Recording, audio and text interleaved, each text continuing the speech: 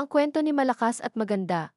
Noong unang panahon, ang langit at dagat ay iisa. Walang lupa, hayop o tao, tanging ang walang hanggang pagyakap ng langit at dagat ang umiiral. Sa gitna ng kanilang pagkakaisa, may isang ibon na pagod na sa paglipad ng walang mapagpahingahan. Sa galit, hinampas nito ang mga pakpak ng Malakas, nagdulot ng away sa pagitan ng langit at dagat. Nagalit ang langit sa kulog at umalo ng malakas ang dagat. Sa huli, naghiwalay sila, umurong ang langit pataas, at bumaba ang dagat, anupat lumitaw ang isang bakanting espasyo na tinatawag na sinukob.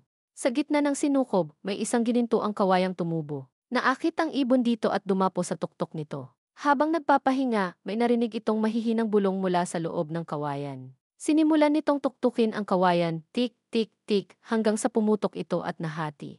Mula sa biyak na kawayan, lumabas ang dalawang tao, ang unang lalaki at babae. Ang lalaki ay pinangalanang Malakas, matipuno, matapang at puno ng tibay ng loob. Ang babae naman ay maganda, marikit, mayumi at angking ganda ng puso't isipan. Nagtaka sina Malakas at Maganda sa bagong mundong kanilang nasilayan. Sama-sama nilang inarok ang mga pulo at gubat na nabuo mula sa labi ng langit at dagat. Uminom sila sa malinaw na sapa, kumain ng masiswerteng prutas, at nanirahan sa ilalim ng mga punong kahoy. Ang ibon, nasiyahan sa kanilang pagkakasundo, ay lumipad pabalik sa kalangitan. Nang maglaon, nagpakasal sina Malakas at Maganda. Nagtayo sila ng tahanan at pinagpala ng maraming anak. Ang bawat anak ay may kakaibang don, may bihasang mangingisda, matapang na mga ngaso, masisipag na magsasaka, mahuhusay na manghahabi, at mga makukwentong tagapaglahad ng kasaysayan. Nang lumaki ang pamilya, hinimok sila ni Malakas at Maganda na magpunta sa iba't ibang dako. Humayo kayo, sabi nila, at punuin ninyo ang mundo ng inyong liwanag.